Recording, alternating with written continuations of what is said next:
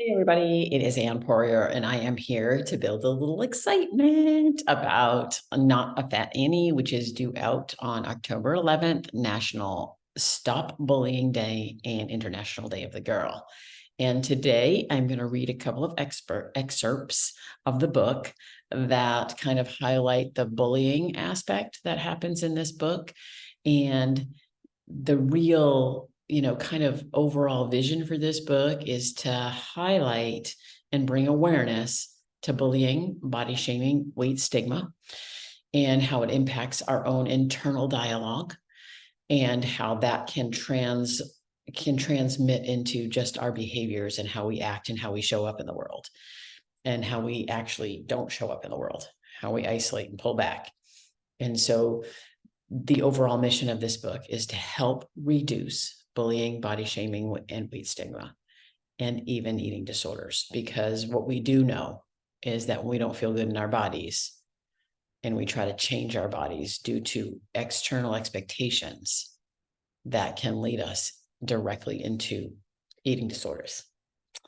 I know because it's happened to me, unfortunately, more than just once, as I fell back into eating disorder patterns a few times in my life. And I am happy to say I am a recovered eating disorder survivor. And today I'm going to share a little bit about this because as adults, this book is great for adults as well, because as adults, we can see this. And if we as adults can learn to accept our here and now bodies and our here and now selves, then we can actually help our next generation, right? Our children learn from what we do. And as you see in the next couple of weeks, as I share more about this book, that's exactly what happens. If your mom dieted, if your mom was involved in, immersed in diet culture and societies than ideal, that is transmitted to the next generation and the next generation and the next generation. And it's time to stop this cycle. So what I'm going to do is I'm going to read two different excerpts of some of the bullying. If you think that might trigger you or that it might be uncomfortable for you to listen to this, you can shut this off and return to the next few videos, because I'm sure that those might not trigger you like this one. But I hope you'll actually maybe even listen and see how impactful this kind of language and this kind of behavior can impact someone. So I'll make sure to share with you the two different excerpts. So here's one.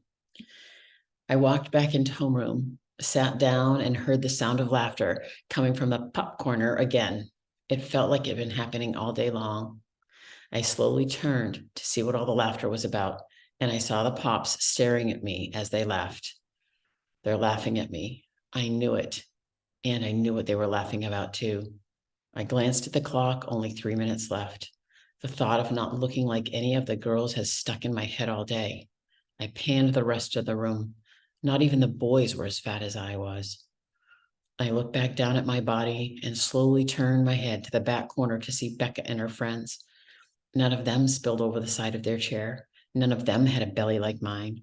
None of them were uncomfortable. They were all thin and perfect.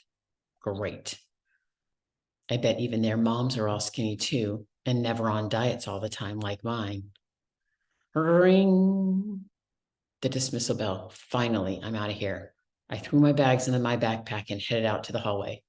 Becca and her friends walked right by me, staring at me and then turning back to each other, and I heard Becca say, "Did you see that shirt?